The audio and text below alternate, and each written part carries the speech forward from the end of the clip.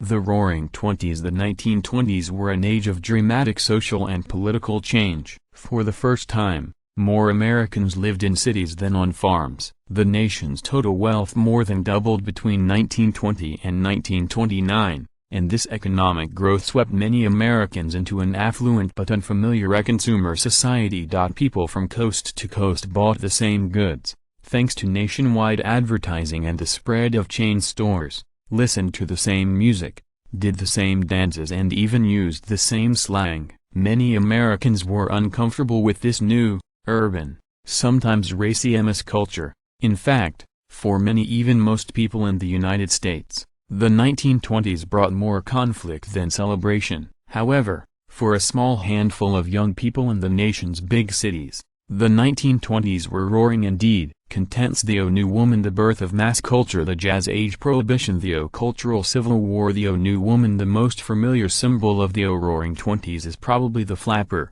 a young woman with bobbed hair and short skirts who drank, smoked and said what might be termed unladylike things, in addition to being more sexually free than previous generations. In reality, most young women in the 1920s did none of these things, though many did adopt a fashionable flapper wardrobe. But even those women who were not flappers gained some unprecedented freedoms. They could vote at last. The 19th Amendment to the Constitution had guaranteed that right in 1920. Millions of women worked in white-collar jobs, as stenographers, for example, and could afford to participate in the burgeoning consumer economy.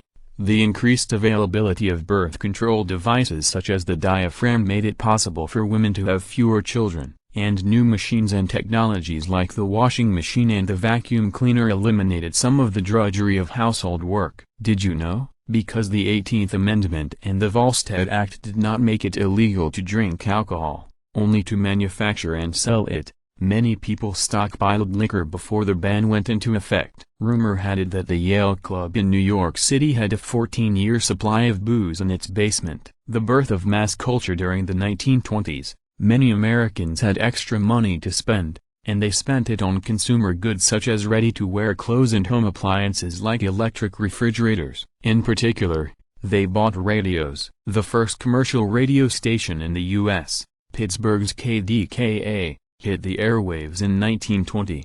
3 years later there were more than 500 stations in the nation. By the end of the 1920s, there were radios in more than 12 million households. People also went to the movies. Historians estimate that, by the end of the decades, 3/4 of the American population visited a movie theater every week. But the most important consumer product of the 1920s was the automobile. Low prices. The Ford Model T cost just $260 in 1924, and generous credit made cars affordable luxuries at the beginning of the decade. By the end, they were practically necessities. In 1929 there was one car on the road for every 5 Americans. Meanwhile, an economy of automobiles was born. Businesses like service stations and motels sprang up to meet drivers' needs. The Jazz Age cars also gave young people the freedom to go where they pleased and do what they wanted. Some pundits called them bedrooms on wheels.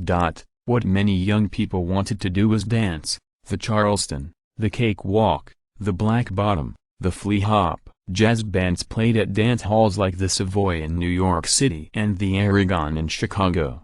Radio stations and phonograph records, 100 million of which were sold in 1927 alone, carried their tunes to listeners across the nation. Some older people objected to jazz music's vulgarity and depravity, and the Emerald disasters it supposedly inspired, but many in the younger generation loved the freedom they felt on the dance floor. Prohibition. During the 1920s, some freedoms were expanded while others were curtailed. The 18th Amendment to the Constitution, ratified in 1919, had banned the manufacture and sale of intoxicating liquors, and at 12 a.m. on January 16, 1920, the Federal Volstead Act closed every tavern, bar and saloon in the United States. From then on, it was illegal to sell any intoxication beverages with more than 0.5% alcohol. This drove the liquor trade underground. Now, people simply went to nominally illegal speakeasies instead of ordinary bars where it was controlled by bootleggers.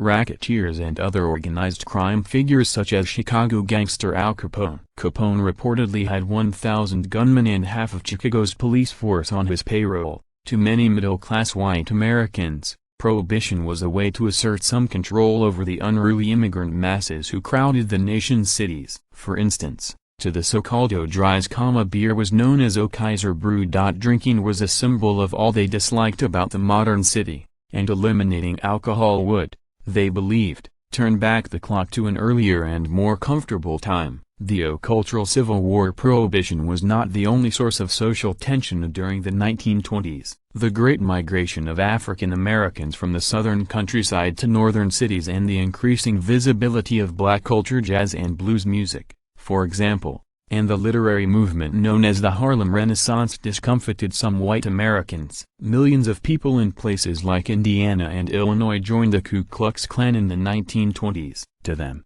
the Klan represented a return to all the values that the fast-paced, city-slicker Roaring Twenties were trampling. Likewise, an anti-communist Red Scare in 1919 and 1920 encouraged a widespread nativist, or anti-immigrant, hysteria. This led to the passage of an extremely restrictive immigration law, the National Origins Act of 1924, which set immigration quotas that excluded some people, Eastern Europeans and Asians, in favor of others, Northern Europeans and people from Great Britain, for example. These conflicts, what one historian has called a cultural civil war between city dwellers and small-town residents, Protestants and Catholics, blacks and whites, new women and advocates of old-fashioned family values, are perhaps the most important part of the story of the Roaring Twenties. Access hundreds of hours of historical video, commercial-free, with History Vault. Start your free trial today.